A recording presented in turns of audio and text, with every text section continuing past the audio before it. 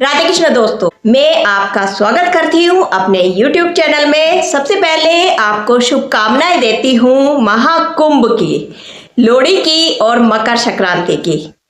महाकुंभ 12 साल में एक बार मनाया जाता है।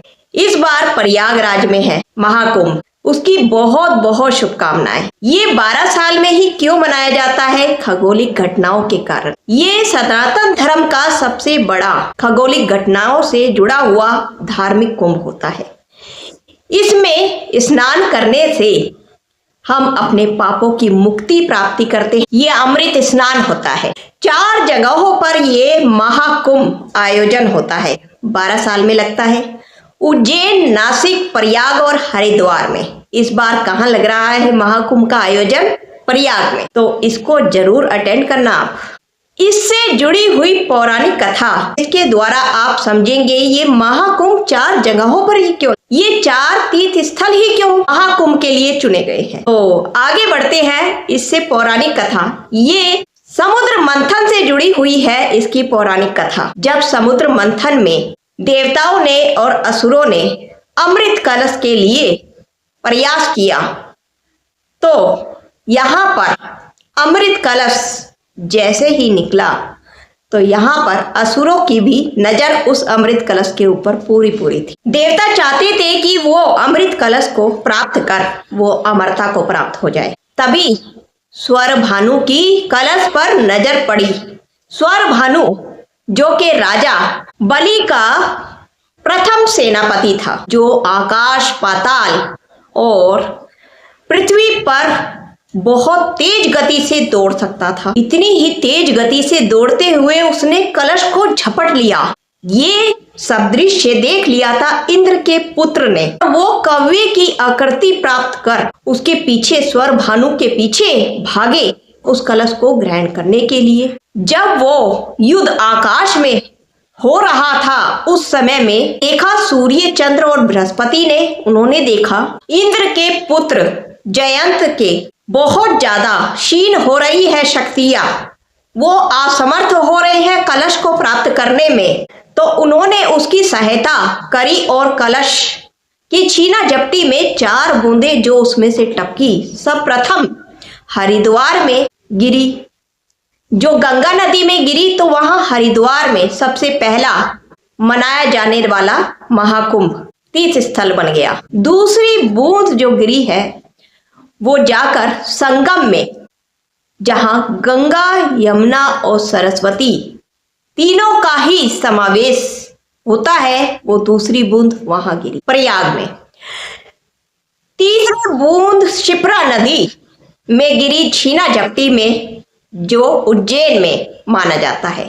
और चौथी बूंद जब गिरी छीना झपटी में, इसी में नासिक गोदावरी में गिरी। तो ये 4 तीर्थ स्थल ही यहाँ पर माने जाते हैं महाकुंभ के लिए।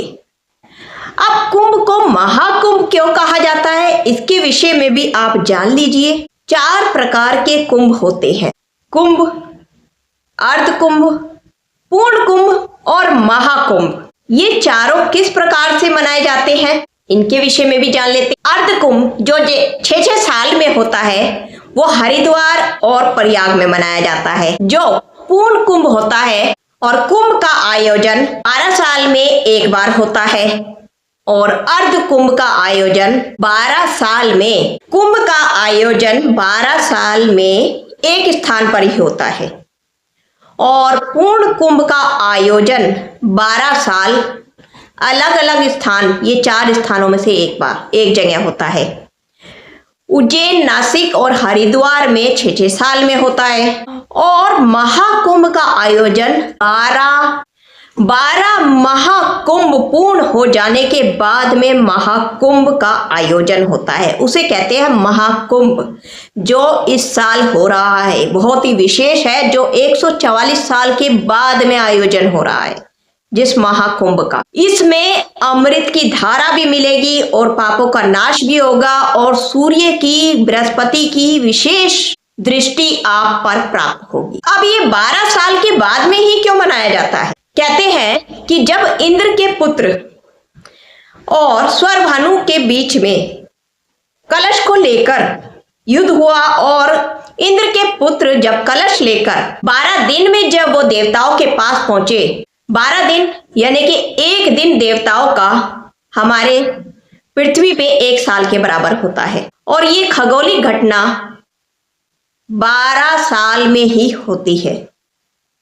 तो जान लेते हैं वो कौन सी खगोलिक घटना है जिसके अनुसार ये जाना जाता है, मापा जाता है कि कहाँ महाकुंभ कुंभ का आयोजन किया जाएगा।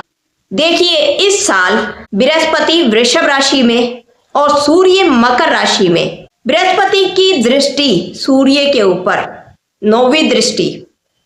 महाकुंभ का हो गया आयोजन, होता है प्रयाग में। और जब बृहस्पति मकर राशि में और सूर्य मेष राशि में होते हैं तो कुंभ का आयोजन हरिद्वार में होता है। और जब सूर्य और बृहस्पति दोनों सिंह राशि में होते हैं, ये कुंभ का आयोजन उज्जैन में होता है। और जब बृहस्पति सिंह या कर्क राशि में और सूर्य सिंह राशि में होते हैं तो कुंभ का आयोजन उज्जैन में होता है। यदि आपको महाकुंभ से संबंधित ये जानकारी पसंद आई तो इसे ज्यादा से ज्यादा लाइक और शेयर सब्सक्राइब जरूर कीजिएगा। राधे राधे। आपके लिए ये कुंभ बहुत ही महत्वपूर्ण और बहुत ही शुभकारी रहे। इसका स्नान जरूर कीजिएगा। राधे राधे जी।